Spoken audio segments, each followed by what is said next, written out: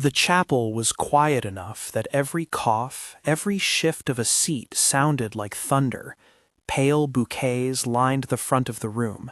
The company logo, prudently neutral, hovered on a screen behind the podium. A single word, integrity, rendered in tasteful gray. Men in suits sat with palms pressed together, mouths set.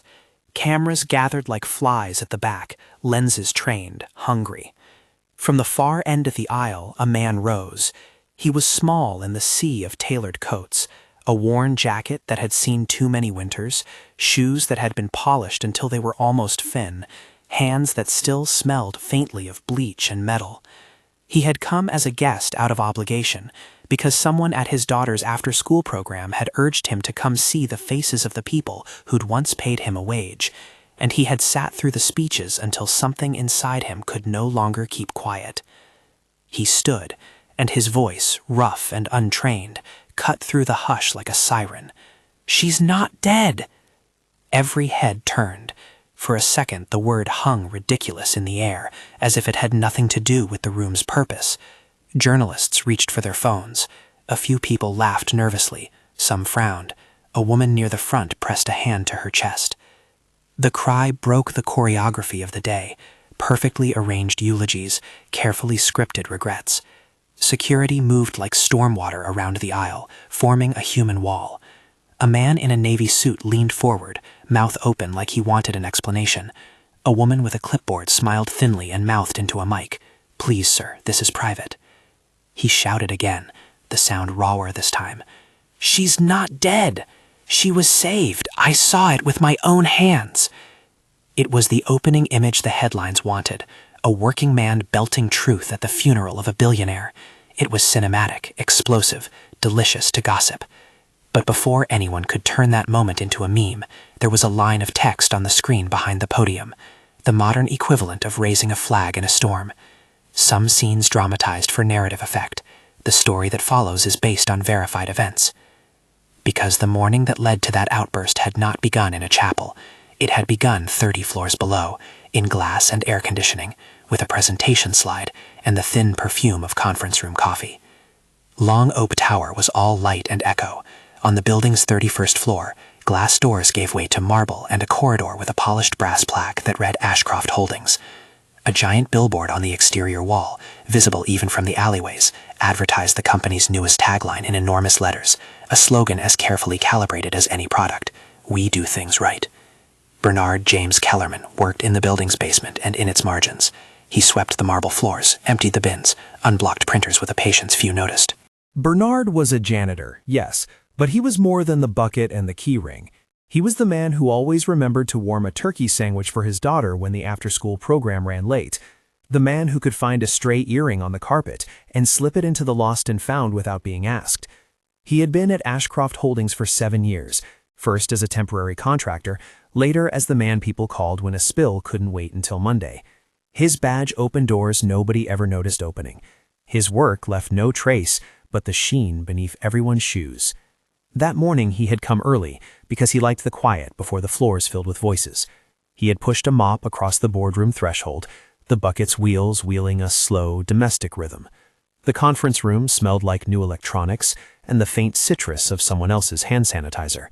The city pressed against the glass windows, cars, scaffolding, a smear of the river. While inside, Alexandra Ashcroft stood at the head of the table, the center of attention. She was built of decisions. Alexandra moved the way she had learned to move, precise, assured, a woman accustomed to being listened to.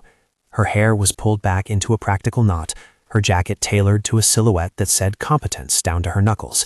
The presentation on the screen was designed to do what Ashcroft Holdings always set out to do, make everything look inevitable, like the world had been waiting for this projection all its life.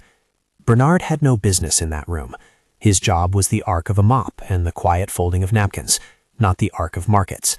Still, when a hand on the back of his sleeve indicated an overflowing cup at the side table, he stepped inside to clear it away. Small, invisible corrections to an image of perfection. He placed the tray on a sideboard, glanced at the slide deck, and found himself watching as the room swelled with attention on a woman who had made billions look like an accident of design. Then the floor shifted. Alexandra's hand flew to her chest first, as if the air had suddenly turned very cold. Her eyes widened the way a person's do when they recognize something urgent. A murmur rose into a choked sound. Someone reached for a bottle of water, then something worse, the color draining out of her face. Her legs buckled. Bernard saw her fall before the executive in the next chair had finished his sentence. He saw the way a room rearranged itself in a heartbeat, a circle closing, hands reaching, phones snapping into position. For a moment there was chaos. Then there was a single, rational human action that broke the performative paralysis. Bernard dropped the mop. There are moments when training meets truth. Years before, at a community center, Bernard had sat through a free first aid class because someone had offered coffee and a certificate. He had learned the basics: how to check for breathing, how to tilt a head, the pattern of compressions. He had not expected to use them on the 31st floor of a glass tower. Bernard moved as if his hands remembered more than his heart did. He crossed the carpet, sleeves rolled, and knelt over Alexandra. A dozen eyes watched as he took the simple, precise steps: tilt the head, pinch the nose, give 2 rescue breaths that seemed too small and then right-sized by immediate need, and press down in even, steady compressions. He counted in his head, 100 per minute, the rhythm a kind of prayer. People scream when life hangs in balance. Some scream for the spectacle, some scream because they are terrified. In the first minute, nobody moved Bernard aside. He was an anomaly under chandeliers. He was torso and motion and purpose. And for a heartbeat that felt like salvation, it worked. Alexandra coughed, a wet, frightened sound, and the color that had fled her face edged back like a tide. Paramedics arrived with practiced calm. A gurney unfolded, hands moved like choreography, oxygen masks were clipped into place. Bernard kept doing compressions until a paramedic's shoulder brushed his elbow, at which point he let go. He felt the world tilt under him in the aftermath. The sudden hush, the plastic strap closing, the careful voices saying, "We have a pulse." No one thanked him. No one came with a hand on his shoulder to say the obvious: "You helped." Instead, a different professional animal stirred, the office instinct for appearances.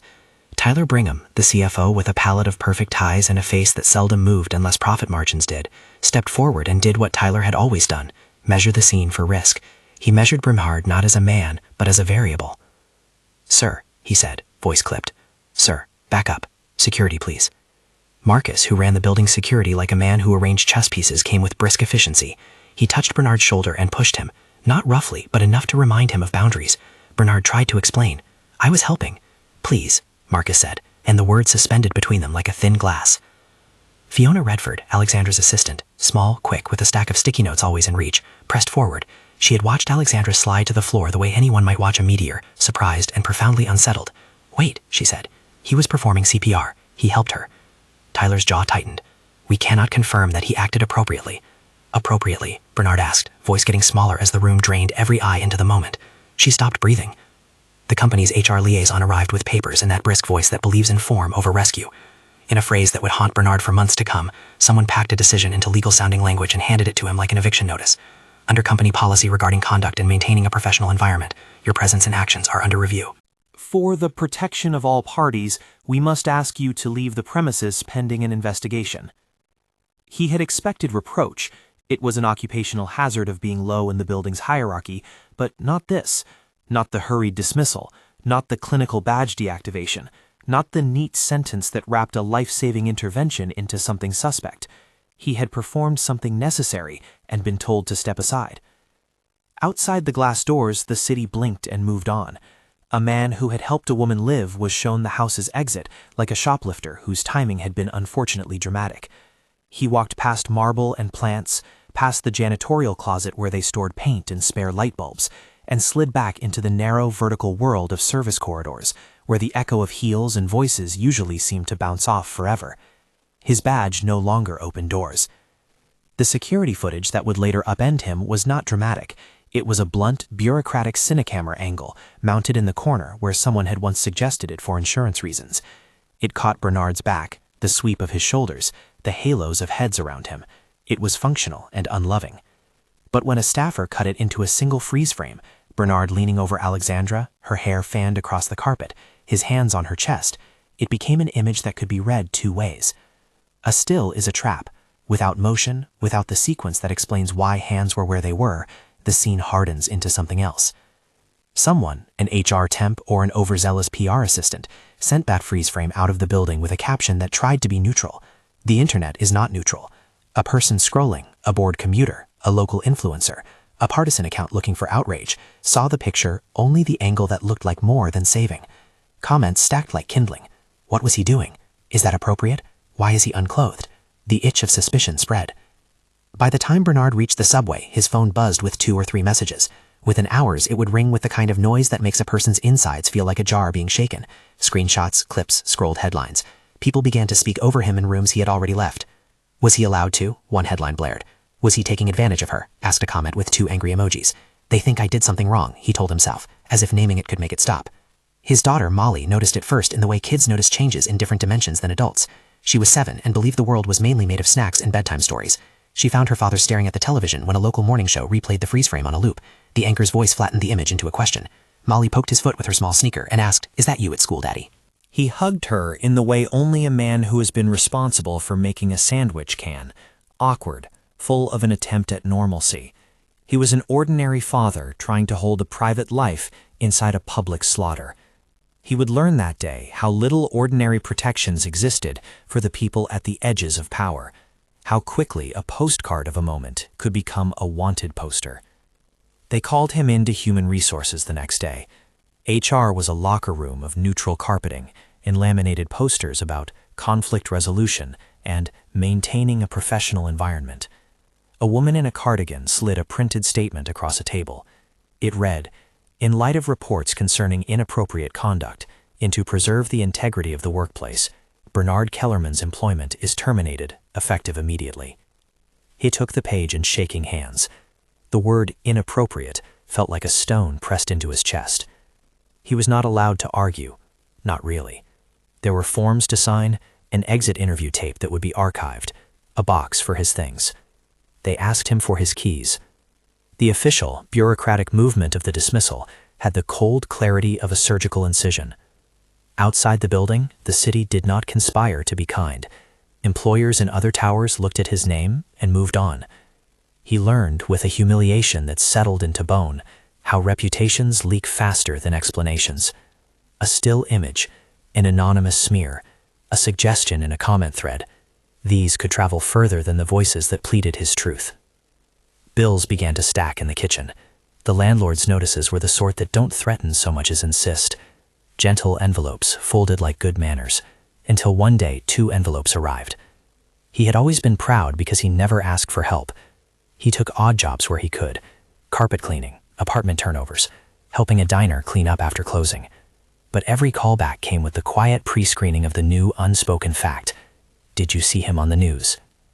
Janet Holloway lived 1 floor up and had been a neighbor to Bernard long enough to be steeped in other people's lives.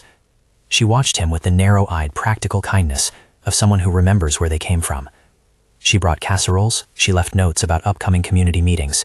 She knitted and sulked when people were too proud to accept a hand. When the calls to potential employers started to dry up, Janet left bread on his kitchen table and told his daughter bedtime stories of his shifts overlapped with school pickups. Molly's eyes became mirrors of worry. She asked questions without the fear of adults. "Do they hate Daddy?" she asked one night. Her drawing of a stickman family crumpled on the floor. Bernard had to practice answers, the way a man rehearses how to say "I love you." He told her all the sentences that felt like promises. "People make mistakes. Some people don't understand. We will be okay." The promises felt thin, like paper in a rainstorm. Meanwhile, in a different tier of the same city, Alexandra sat up in a hospital bed under pale institutional light and felt the echoes of that morning in a different place inside her. Where Bernard's memory contained the tactile knowledge of compressions and breaths, Alexandra's memory was scrambled into fog, an impression of falling, a blur, a mouthful of someone else's scent. When she woke, she found herself thirsty for more than water. She was thirsty for the truth of what had happened inside the room with her. It started with a bad night's sleep. She remembered the way the world had spun and then stopped, and when sleep did not soothe the question, she asked someone to bring the footage. The world of executives is accustomed to silence being a luxury, and also to silence being a kind of power. Security footage was treated as currency. Alexandra, used to being in possession of currency, watched the clip in the privacy of her office with a small circle of people she trusted. Fiona, who had been with her for years and whose allegiance had softened into friendship, a legal counsel who spoke the way lawyers do, and a PR director with hair too perfect for his age. On a screen that blurred the edges of truth, she saw a man kneel over her. She watched him tilt her head back, breathe into her mouth. She watched him press down until her pulse returned, like a small, stubborn island rising from the tide. Alexandra felt something like shame, not only for needing help, but for the way that the boardroom had treated the moment like a scandal before it had finished being what it was. In the stillness after the clip, she felt guilt as if the company had drained it from her like a slow leak in a well. "What did you do?" she asked quietly, not to the lawyers at the table, but to anyone who would answer. Fiona spoke with a straightforwardness Alexandra had no need to translate. "He saved her life." But the image, Alexandra's hand went to the screen where the freeze frame had already circulated in 100 private inboxes and 3 public feeds by the time the legal team had finished drafting a memo. It looks compromised. Tyler was in another room, preoccupied with laddered logic, how a single image could threaten a stock price, an investor lineup, a week's worth of carefully scheduled press. To him, the person in the frame was not Bernard the man, but a variable in the balance sheet. "We must consider the optics," he told Alexandra later when she called him in. "In this environment, perception becomes reality fast." Alexandra felt a temper rise in her that had nothing to do with profits. It had to do with an old, stubborn idea, that there was a human in that image. She had been raised to think of consequence and responsibility as a single coin. If she had spent a good part of her life trading in consequence, then she could spend the rest acknowledging responsibility. She asked for a name, she asked for an address. Fiona, after a pause, gave it. "He's been fired," Fiona warned. "He was let go under HR policy this morning." "Find him," Alexandra said. "Find him and bring him to me." Finding a janitor isn't as simple as it sounds. Men and women who clean the city occupy its crevices. They live off schedules and small economies. Fiona began with the contracts and then called the building service office, which pointed to a locker and a key ring that would contact him. A better lead came from someone who had once seen Bernard in a community kitchen. He had a daughter. Her name was Molly. The address Fiona was able to secure led to an apartment 3 flights up from a deli and a laundromat that played old radio programs on Sundays. By the time Fiona finished the calls, the smear had metastasized. Anonymous accounts on social feeds scraped at the edges of Bernard's life, digging for anything that could be rendered into doubt. Someone surfaced an old juvenile record, sealed, a matter of adolescence, that was described in breathless headlines as troubling. Tyler's people loved that sort of material. It reframed the photograph into a narrative and made it easier to dismiss the man and hold the company harmless. Alexandra had not wanted a smear to be someone's filter for truth. The footage had made the truth obvious to her, not as a legal fact, but as a human event. She felt a sudden private anger that a life saved could be the seed of someone else's ruin, simply because it interfered with the story someone else wanted to sell. She told Fiona to stop the leak. She told the legal team to find out who leaked the freeze frame, and she told Tyler to stop talking to the press without her knowledge. For the first time in the weeks after the incident, she found herself moving not as a CEO shielding balance sheets, but as a person trying to protect a life. It was an odd, disorienting role. Bernard had been absent from her awareness until the day he collapsed in front of her. Then he consumed it. She wanted to right something that had begun wrong, but she was also cautious, bound by the slow machinery of corporate governance and the prying of a public that loved spectacle more than nuance. Alexandra's search revealed, as these searches often do, a map of human oversight. She learned where Bernard ate lunch, the bus routes he used, the name of a neighbor who said she occasionally borrowed sugar. She learned how the other side of the city kept its own time. Fiona sent a car the second day with a note, "We want to speak with you." The driver stood at the curb with a small bouquet of daisies, Alexandra's idea, something tender and small, perhaps to be a first olive branch. Bernard said no. He refused the car because he didn't trust the polished set of wheels that smelled of leather and a comfort he had not earned. He refused because being called in by the woman whose life he had saved felt, in an odd way, like stepping onto a stage he had not rehearsed for. He refused other offers, too. The landlord's patience thinned while his daughter asked why Daddy couldn't work anymore, and the smear followed like a shadow. The smear bent time into a small, cruel loop. Interviews denied, doors closed, the child asking whether the world had turned mean. Janet brought casseroles and sat with him at night, listening to the clock. She watched him fall asleep on the sofa at odd hours, and it worried her. "You can't keep carrying all of it, Bernard," she told him softly one evening. He nodded, thumb worrying the edge of a bill. "I know," he said, "but how do I let go of doing what's right?" No matter how many times he told the story, it never seemed to change the angle it had been given online. People preferred a tidy moral to the complex clatter of reality. They glimpsed an image and made a verdict faster than a jury. A freeze frame made them detectives and prosecutors, and worse, executioners, in the court of social opinion. He began to skip meals rather than add the shame of asking for charity to his list of things to bear. His sleep shortened. The city, in its small, consistent cruelty, didn't smooth its edges for him.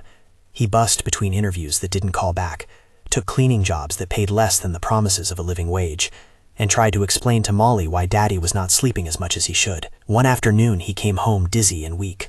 The bright windows of his apartment blurred.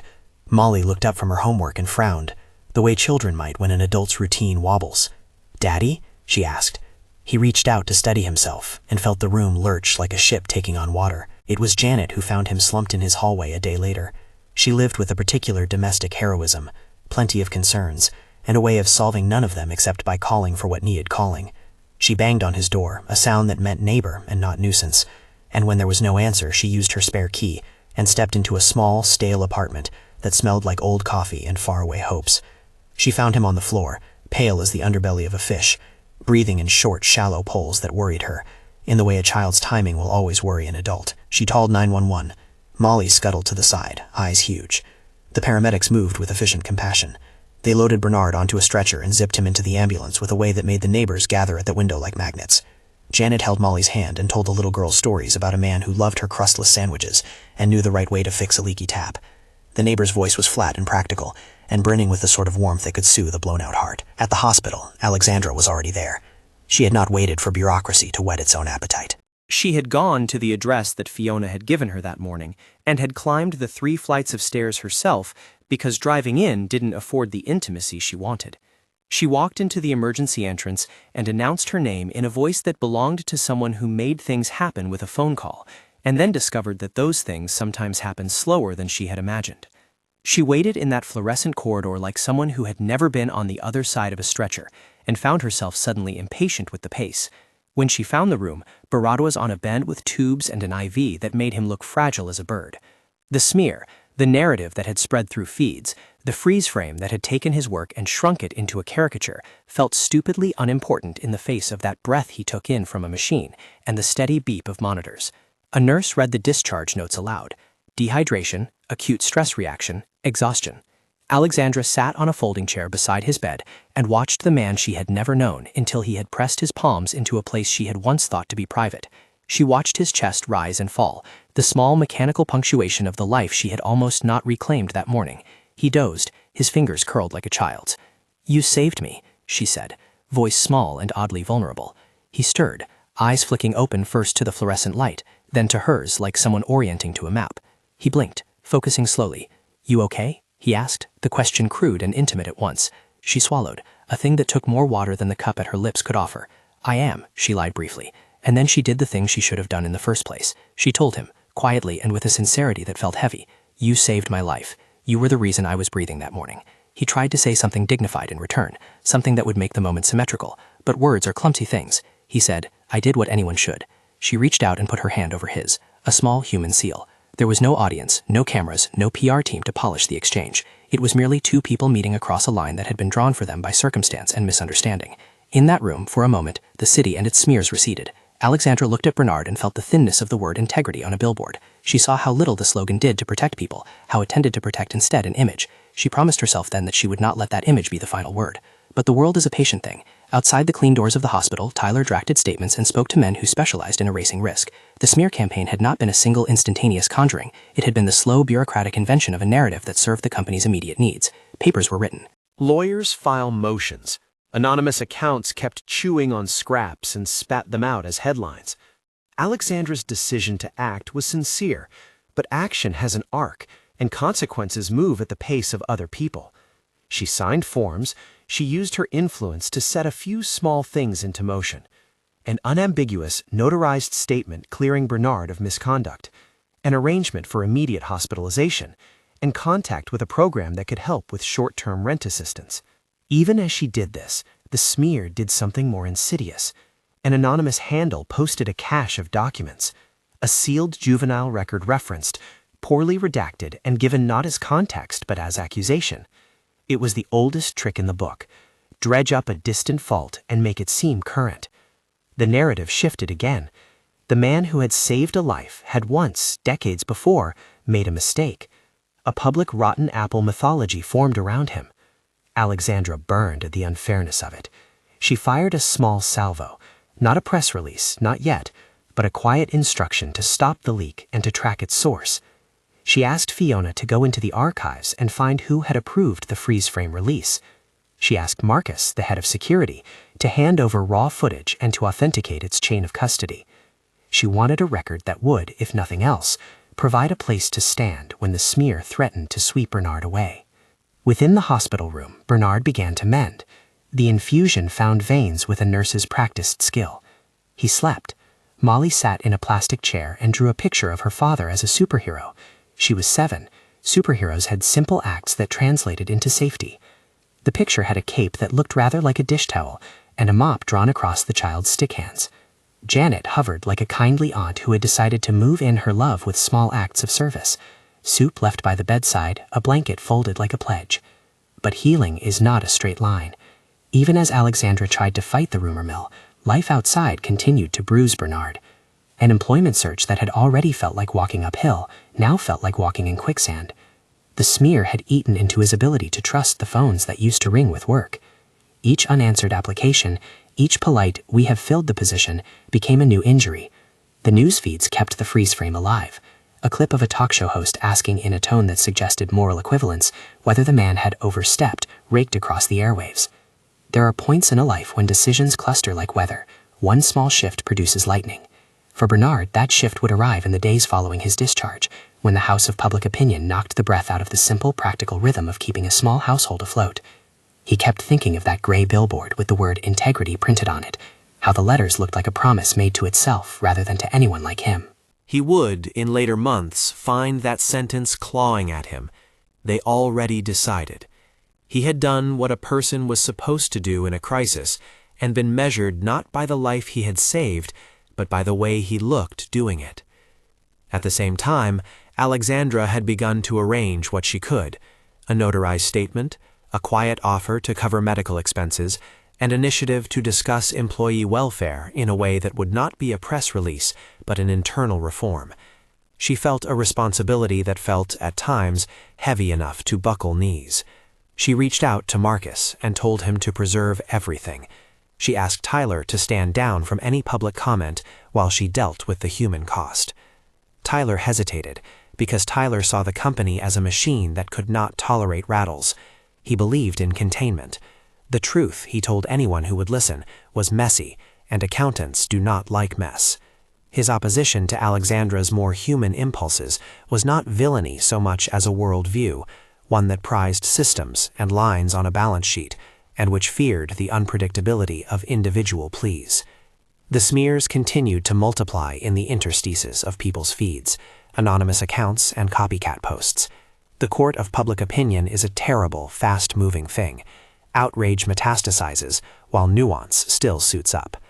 Bernard did his best to live with dignity in the wake of that storm, and like anyone facing a long season of bad luck, he made small economies.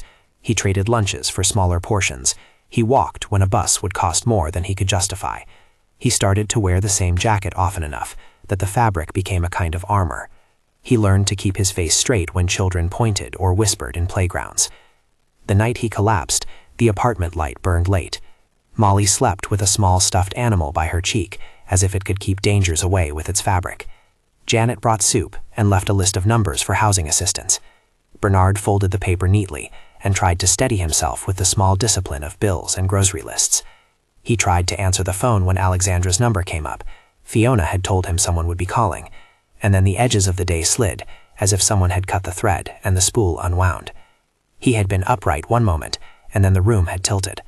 The ambulance that took him away would later be recorded on camera in a street that seemed to go on forever, but in the minutes before the doors closed, he held his daughter's hand and felt the small, ordinary weight of a life that had been sustained by someone who had not known his name an hour before.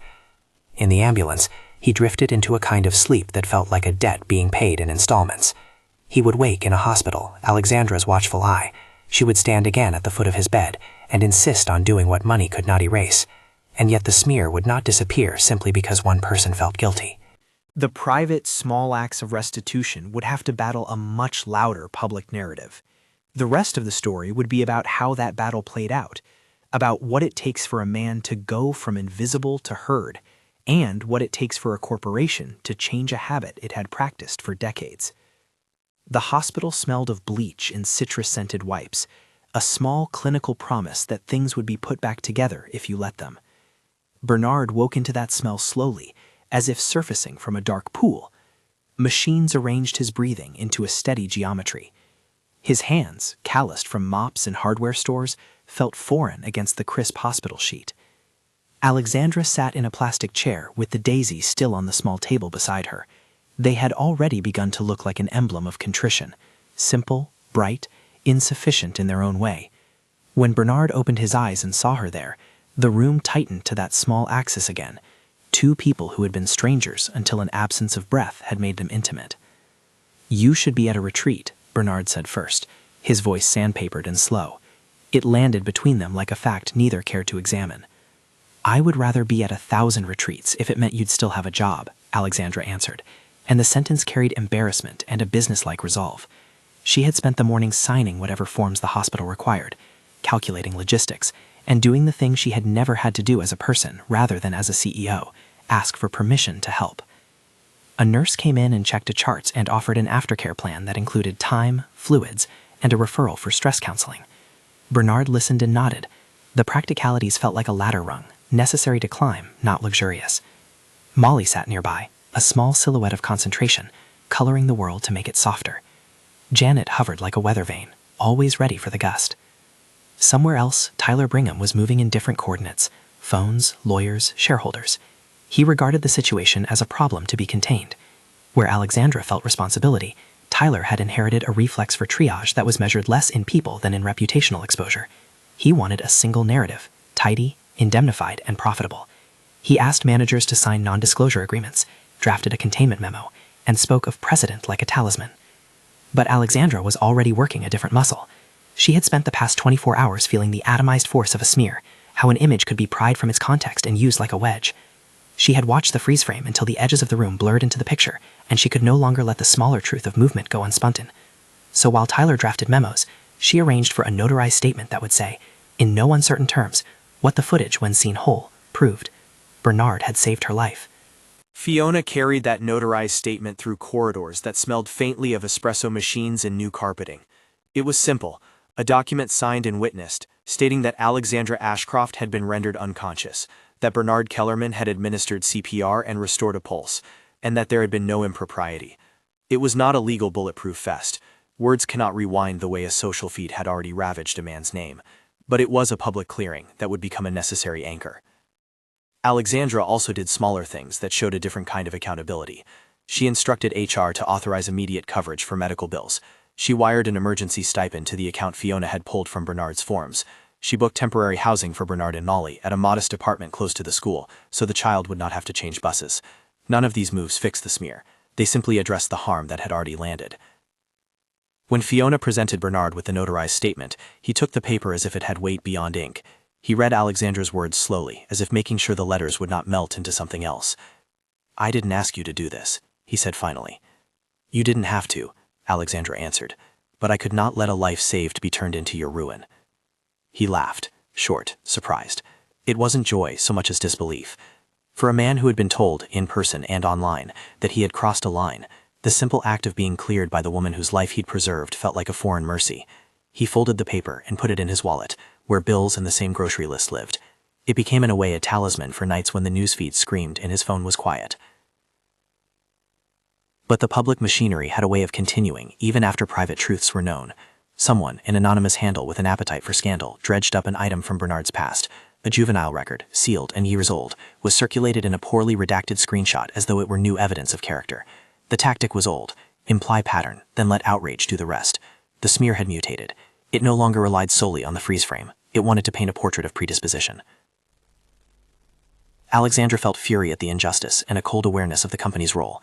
She convened a meeting with Marcus, with Fiona, and with a compliance officer who had made a career out of balancing risk and procedure. Marcus, whose job in the building had always been to mediate boundaries, sat with his hands clasped. He had watched Bernard cross those boundaries to preserve life, and then watched the company cross its own boundaries to preserve image. Marcus had seen both sides and knew which one felt more human. "We'll trace the leak," Alexandra said. "We will hold people accountable." Tyler bristled at the idea. "We are not a charity for every contractor who ever touched our floor," he said. "This is about President. This is about a man who saved my life," Alexandra replied, tired in a way that comes from seeing systems bend to self-interest. If protecting the company means the company has to be better, then be better. The answer, in corporate parlance, would have several administrative layers: an audit of internal communications, an inquiry into who authorized the freeze frame's distribution, and a review of whether HR had properly applied its policies. The practical tools were familiar: emails preserved, access logs pulled, cameras checked for chain of custody. The moral work was less familiar, but more urgent: how to repair a person beneath the shards of public opinion. Tyler's resistance escalated quietly. He argued that any show of favoritism would be used against them by the press. When the anonymous account posted the juvenile record, he suggested that the company release a neutral statement that didn't name Bernard, but acknowledged an ongoing review. Alexandra refused. "We will name him," she insisted. "We will clear his name in public, not with evasions." The decision to go public with a clearing statement was not trivial. PR teams whispered about President, about the risk of inviting lawsuits, about the shareholders' likely reaction. But Alexandra had, in those private hours, decided that a company's brand meant nothing if it could not protect the people under its roof. The line between protecting reputation and protecting people had become for her a moral question that the balance sheet could not answer. When the company released Alexandra's notarized statement and an accompanying message of clarification, some corners of the internet quieted. The more virulent rumor factories shifted to other targets. A smear that had been lodged against a man could not pivot easily to a woman whose name was now on record. For Bernard, the public clearing was not a cure. It would not by itself reopen doors that had been closed. Employers still asked questions, landlords still hesitated. But the notarized statement created a visible fact that anchored Bernard's truth in a way the freeze frame did not. Alexandra went further. She convened a panel inside the company, a mix of managers, legal, security, and a few outside labor advisors, to draft an employee welfare pilot. Bernard's name, in an odd inversion of fortune, became the engine for policy. She offered him the chance to design the pilot as Director of Employee Welfare, a title that sounded grander than it felt scarce of hubris. The offer was simple: coordinate a program that provided emergency funds, childcare stipends, transport assistance, and a dignity initiative to improve how service workers were treated in the building. It included an option for him to hire several on-site liaisons, whose job would be to act as a bridge between employees and corporate resources. When Fiona told Bernard the offer, he laughed until it sounded fierce, and then he stopped, the sound folding into a quiet he had learned to live in. "You want me to do what?" he asked. "Lead it," Fiona said. "Help us make something that prevents what happened to you from happening to someone else." There were tears in Bernard's eyes that were not from weakness, but from a raw sense of being seen. To many in his position, offers from corporations felt like charity that came with strings. Alexandra had been careful to frame this as partnership: pay, autonomy to design, and a promise the program would be implemented without being a PR stunt. The job would come with a small staff and a budget ring-fenced for the pilot. It was not a handout, it was an invitation to build. But Bernard hesitated. The offer carried with it 100 honest fears. Would he be tokenized? Would the company listen to him or use him as a human shield? Could one man fix a culture that had for years whispered that image mattered more than life? He was a practical man. He knew systems. He also remembered being crowded out of a room moments after saving someone's life. He carried that memory like a bruise. He spoke to Janet and Molly and sat with the decision like it was a weighing of hearts. Molly, with a child's clarity, offered the simplest argument: "Daddy, you should take it. Then you can help other kids." Janet, who had seen more of the city's small cruelties than most, said, "If they want to put you there, they don't deserve you to be soft about it. Make them change." Bernard accepted, but on his own terms. He would not be a figurehead. He demanded the authority to build a program that was practical: a small emergency fund accessible within 24 hours, a childcare stipend that would cover after-school pickup, a part-time navigator to help service staff file claims and access resources, and a policy that sanitized the language of dismissal so that an act of life-saving could not be bureaucratized into inappropriate conduct without a full, transparent review. He insisted on a chain of custody for any internal footage and a disciplinary review if anyone had leaked images that could harm employees. Alexandra signed the papers with a hand that trembled slightly. The act of giving him that authority felt like stepping off a cliff. She had no guarantee the company could change, but she had by then learned that action mattered more than perfect outcomes. Tyler, when he learned of the job offer, said nothing at first. His reaction was measured as always, but sharpened with the knowledge that the program would change how risk was managed within the company. He had advocated for containment. The new plan required transparency, and where Tyler saw chaos, Alexandra saw repair. Their conversations grew steely and professional, full of the small corrosive differences that make corporate culture distinct from personal ethics. As Bernard began to build the pilot, he discovered that the task required the same patience he had for cleaning, attending to the small things that, when neglected, made a system fall apart. He talked to housekeepers, to the cafeteria staff, to contract cleaners and part-time receptionists. He learned names that had previously been anonymous to him: Maria from accounting, who had been picking up shifts to keep her children in dance class; Amin, a maintenance worker whose night shifts made family meals rare; Tasha, who cleaned women's restrooms and had never had a place to leave her coat at night. Bernard listened and took notes with a pencil that had the same kind of habit as his mop: steady, functional. He proposed tangible steps: a confidential hotline, an emergency fund accessed with minimal paperwork, guaranteed transportation stipends for evening shifts, and a program that ensured temporary workers were included in communications about safety and benefits. He added something else that felt small and symbolic: a sign in the staff break room that read in plain type, "You are seen here." It was not a slogan designed by marketing. It was a small human message engineered by the people who would use the room. The pilot began modestly. There were stumbling blocks. Managers who had long prioritized schedule efficiency bristled at the cost. Tyler raised concerns about precedent. Some board members worried about liquidity. Others feared a public perception that the company was spending on a soft project while investors wanted hard numbers. Bernard navigated these constraints with a practical eye, arguing that the cost of ignoring people was reputational and human, and eventually financial: turnover, legal headaches, and the moral cost of a workforce that felt expendable. The smear campaign, however, did not die down quietly. Online accounts continued to dig. Someone tried to amplify the juvenile record narrative, and a concerted attempt was made to suggest that the company had covered up something. Sources were hinted at, avenues of inquiry suggested like fishing lines cast into murky water. Tyler, in a strategic move, argued for legal countersuits and for refusing to engage. Alexandra, tired of being reactive, wanted to expose how the leak had traveled through their own ranks and to make amends. An internal review revealed that an HR temp had shared the freeze frame and had forwarded it to a personal email account. A leak investigation pieced together access logs and email timestamps like a detective tracking footsteps in snow. The temp had not acted out of malice, the report said, but out of sloppy curiosity. Marcus handed in a list of people who had accessed footage without proper authorization. There was a small, human cluster of negligence, not a vast conspiracy. Tyler initially wanted to bench the temp and draft a non-disparagement clause, but Alexandra insisted on accountability: retraining, a review of access protocols, and discipline where policies had been violated. The temp was not criminally charged. No charges were warranted, but there was a termination of employment for violating protocol. That would not end the public smear. But Alexandra's team, newly galvanized, pursued the sources of the juvenile record leak. It turned out to be a third-party content aggregator that had scraped documents and failed to check provenance. On the company's side, Marcus tightened custodial chains for footage, instituted time-limited access, and built an audit trail. Fiona worked with legal to issue demands for takedown and to correct the narrative where possible. The legal counsel drafted cease and desist letters to the worst offenders.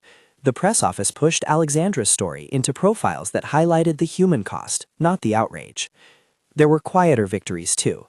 The emergency rent assistance kept Molly and Bernard in their modest apartment and smoothened immediate crises. A local childcare provider negotiated part-time slots for children of service workers.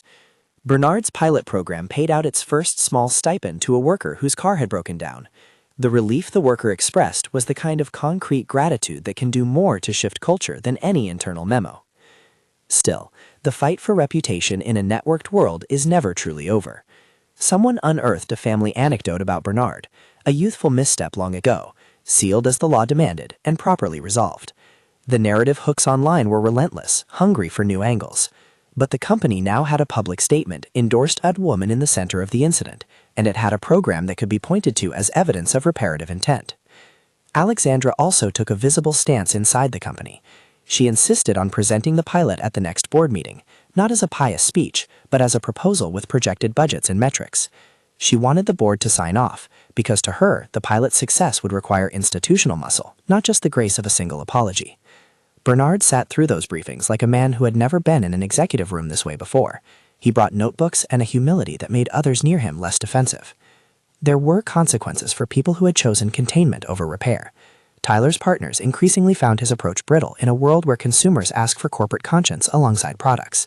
He became, in public accounts, a cautionary tale, the manager who couldn't see that reputational risk was also a people problem. After months of friction, Tyler requested reassignment to a role that allowed for more distance from the company's public face. Whether his move was voluntary or nudged by board pressure was left to interpretation. but he ceased to be the principal voice against the welfare initiative. When the company finally announced the pilot publicly, framed as an employee welfare initiative, the narrative shifted again. Instead of defense, the tone was one of repair. Alexandra stood at a podium and read a statement that acknowledged the harm done, cleared Bernard publicly, and pledged funds and personnel to a program designed by the person who had lived the harm. It was an unusual spectacle, a billionaire who had been the beneficiary of a rescue publicly acknowledging the person who had given it. For the company, it was a rethink. For Bernard, it was a dizzying reversal. The press did what it always does. Some outlets celebrated the change, others questioned motives. But the program had a pilot budget, and an office and a phone number that an employee could dial without passing filters. Someone at the local union took notice. Word moved through contract networks. A big company had done something real. The pinnacle of the public story came when an organizer suggested Bernard speak at a national labor justice conference. The idea was simple and edged with risk. Hand him a microphone in front of an audience of advocates, journalists, and company reps. Bernard was not a natural public speaker. He had built his life on small, honest labor and not rhetoric. But he agreed, because he had an urgency that had nothing to do with vanity. He wanted to put names to the people who cleaned floors and answered phones, and kept buildings from collapsing into chaos. He wanted to say plainly that dignity was not a PR brief. When Bernard took the stage, the room had something like an intake of breath. He wore a jacket that had been slightly mended. It didn't matter. Molly sat in the front row with Janet beside her. The sight of them steadied him. He began in a low voice that grew because he had to reach the people who had been invisible. "I wasn't looking to be a story," he said. "I was doing what any person would do. But that image, one picture, turned my life sideways. I lost work. I almost lost my home. My daughter was scared. So this isn't about me. It's about the people that don't get to be seen when the cameras leave." He spoke about small things, the way a janitor's schedule makes it hard to pick up a sick child, the indignity of being removed from a place you keep clean, the fear that a single misread moment can become a verdict. He spoke for the cafeteria worker whose late bus made her miss a dentist appointment, for the temp who worried about being truthful with a boss. He described a simple sign he had hung in the staff room, "You are seen here," and the effect it had on people who had been told in subtle ways they were optional. The audience responded first with silence, and then with applause that felt less performative than it did like collective recognition. When he finished, people came to him with hands outstretched, with names of programs they wanted to collaborate on, with offers of help, and, importantly, with employers asking how they could replicate the pilot. Alexandra stood in the back of the room, hands clasped, the daisies now a visual echo in her memory of this smallness of repair. She watched as Bernard answered questions with a practicality that felt like leadership. His program, which had been a small pilot, began to gain traction as other companies contacted Ashcroft Holdings for guidance. The program expanded, slowly and carefully, into more floors and into satellite offices. The emergency fund paid out to workers who needed it. The childcare vouchers kept kids in after-school programs. The transport stipend meant fewer missed shifts. These were not miracles. They were the mechanical operations of care, scaled. There was a quieter victory, too. The court of online rumor, which had once voracious, changed tone over time. When media outlets ran profiles about the program and about Alexandra's decision to stand publicly for repair, the original freeze frame lost some of its viral appetite. The juvenile record narrative, once teased by opportunists, faded because the story no longer fit a soundbite. The fuller narrative, of life saved, of a man fired, of a company forced to reckon, would not compress easily into outrage. Bernard, in official interviews, always insisted on dignity. He refused to be a martyr or to make his suffering a trophy. "I did what I'd been taught," he'd say. "I don't want credit. I want the next person who helps someone to not lose their life for it." Months after the hospital bed and the notarized letter, the company filled a seat at a conference table with Bernard, no longer merely a janitor with a mop, but director of employee welfare. He sat among executives with a quiet authority that had been earned in tattered shoes and sleepless nights. The company's internal policies were updated. Footage access needed multiple sign-offs. HR investigations into alleged impropriety required that the whole context be examined before action was taken, and managers received training on how to protect employees who acted in emergencies. Tyler, now in a different role, attended a workshop on risk and empathy reluctantly, and left with a grudging understanding that protecting a company's image could not come at the cost of a person's life. He learned finally that optics were not just about perception, but also about the substance underneath it. The change did not come with conflict. Cultures are stubborn things that require repeated nudges. But routine decisions about who got to speak, who got to keep their job, and who had access to benefits began to reflect a different habit. The narrative's final public chapter came at a City Hall reception, where Ashcroft Holdings announced a partnership with a nonprofit to expand the pilot beyond corporate walls. The event was not a triumphal coronation. It was practical and, in its own way, tender. A donation check, a set of policy guidelines for other employers, and a promise to continue learning. Bernard and Molly held hands, while Alexandra, in a short speech, thanked the people whose labor kept cities functional. Afterward, in a moment they allowed themselves away from cameras, Bernard walked with Molly to a small balcony overlooking a river that cut the city in two. The mop bucket that had been his symbol of work sat by the door of the pilot office now, bright, repainted, and no longer a thing of shame. It had been kept, cleaned, and placed on a shelf as a reminder. Bernard leaned against the railing and watched the city lights skip across the water. Molly pointed to a lit building across the river. "Is that where you worked, Daddy?" she asked. "Part of it," he said, "and part of it is where I'll keep trying to make things better." She tucked her head into his side and asked the small, mortal question children ask when they sense grown-ups have been bruised. "Are we safe now?" He thought of the months of empty voicemail, of Janet's casseroles, of nights where the bills felt like a wave. He thought of the hospital room with the daisies, the notarized statement in his wallet, and the pilot office with its sign, "You are seen here." He looked down at Molly's small hand curled into his and felt the kind of safety that isn't absolute, but is built. "We're getting there," he said. "We're getting there." Above them, on the 31st floor where marble and mirrors still shone, a new plaque was being installed in the staff corridor, not for awards, but as a quiet reminder to any executive who walked by. It read simply, "People before optics." The phrase would make its way into internal training sessions and into the little rituals that shape an organization. It was not a triumphal decree, it was a daily discipline. The winter light thinned into evening. Security guards finished their rounds. A janitor turned a key that opened a door no one else thought about. Bernard bought Molly a pastry from a cart below and watched her cheeks glow like the city signs reflected in the river. He thought of the smear that had tried to take his life apart and felt the stirrings of a different pride, that he had turned an unjust moment into a small architecture of care for others. There were, as always, more fights to be fought. Headlines move on and new indignities will always arise. But the change, the program, the public clearing, the presence of a man who had once been invisible at a table where policies were decided, felt like a hinge. If Bernard's story moved you, share it with someone who needs to hear that a single act of courage can lead to more than praise. It can force systems to look up and become human.